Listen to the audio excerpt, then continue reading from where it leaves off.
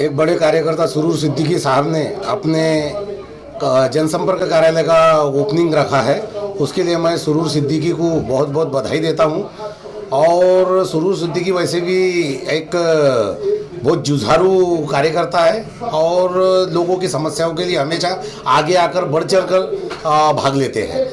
और ये जो जनसंपर्क कार्यालय है, हमारे राष्ट्रवादी कांग्रेस पार्टी के जितने भी सिपाही है, हम लोग कार्यकर्ता नहीं, अपने आप को पार्टी का सिपाही बोलते हैं, कि हम लोग हर जगह अपने जनसंपर्क कार्यालय जो भी, ये एक जनसंपर्क कार्यालय नहीं होते हुए ये एक समस्या निवारण केंद्र है कि किसी भी टाइप की, किसी भी प्रकार की अगर आपको समस्या हो तो आप हमारे जनसंपर्क कार्यालय में आए और उस समस्या का निवारण करें। उसी तरीके से हमारे इस एरिया के अंदर में एक और नया जनसंपर्क कार्यालय खुला है जो जिसके सिपाही सुरूर सिद्दीकी साहब है और बहुत अच्छा कार्य है ये उनका। उसके लिए नए ऑफिस के लिए और उनके जन्मदिन के उपलक्ष्य में मैं उनको बहुत बहुत बधाई देता हूँ और उनसे अब मतलब अल्लाह से उम्मीद करता हूँ परवरदिगार इनको बहुत तरक्की दे और आने वाले इलेक्शन में इनको कारपोरेटर के रूप में महानगर पालिका में पहुंचाए। रखा गया तो किस कारण यहाँ पर रखा गया? हमने देख रहे कि यहाँ पर बहुत भीड़ लगी है, तो आज यहाँ पर ऑफिस का ओपनिंग भी, उद्घाटन भी है और बाहर बहुत बड़ा कैंप भी है,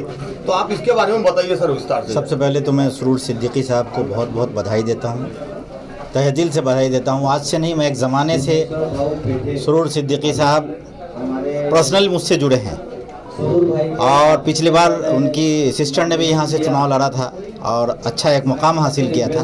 तो काम करने की लगन लगातार उनके अंदर में है, लगातार काम कर रहे हैं और जो काम करने वाला आदमी है उसको किसी पहचान की ज़रूरत नहीं है। आज ऑफिस एक माध्यम ये होता है कि ऑफिस में बैठने के बाद लोग यहाँ से काम करते हैं। राष्ट्रवादी कांग्रेस लगातार काम कर रही है।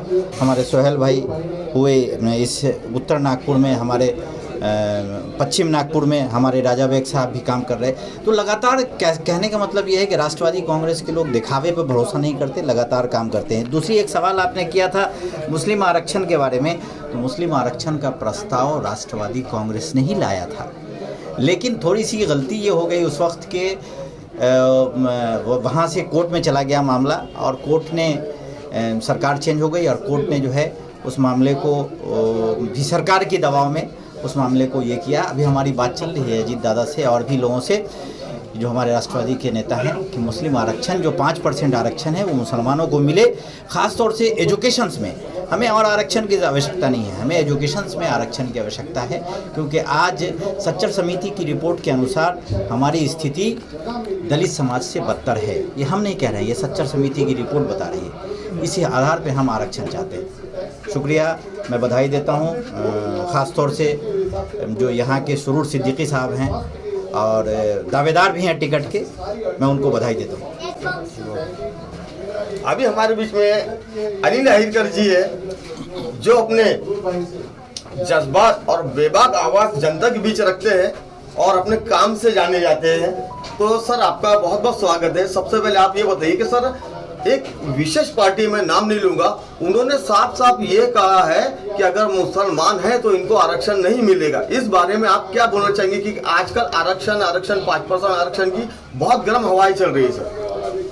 देखो, पिछड़े वर्ग जितना भी है हिंदुस्तान के अंदर में, उनके उत्थान के लिए फिर वो मुस्लिम हो, दलित हो, ओबीसी हो, उनके उत्थान के लिए सभी पार्टियां आगे आ रही है। सिर्फ एक विशिष्ट पार्टी ही ऐसी, आप जानते हैं, मैं भारतीय जनता पार्टी की बात करूंगा। हर चीज़ को कोर्ट में ले आके पेंडिंग करने का काम उनका रहता है और बाहर हम वो दिखाते हैं कि हम इनके लिए ही काम कर रहे हैं। अब एक बार उनको सत्ता पे आपने बैठा दिया है, अभी आपको होशियार हो जाना है। ऐसे लोगों से जो जात पात धर्म के आधार पर लोगों को बंटवाते हैं और अपना उल्लू साधते हैं, तो अब लोग भी सतर्क हो गए हैं, इनके बहकावे में नहीं आएंगे। दूसरी बात मैं सुरूर सिद्दीकी के बारे में कहूँगा, बहुत ही बेहतरीन पर्सनालिटी है। आज उनका जन्मदिन है और जन्मदिन के उपलक्ष्य में उन्होंने एक बहुत बड़ा मेडिकल कैंप रखा हुआ है, तो ये उनसे सीखने वाली बात है।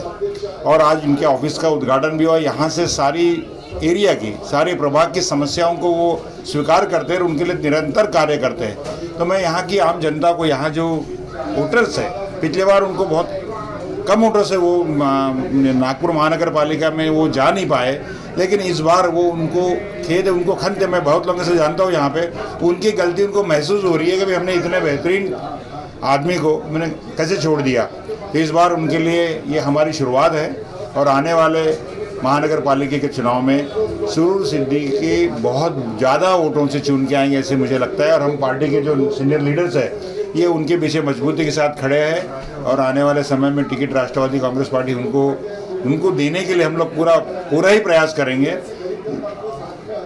उसके लिए निरंतर उनके कार्य जारी रहेंगे। उनको बहुत हमारे चैनल को सब्सक्राइब करें और बेल आइकन दबाना ना भूलें।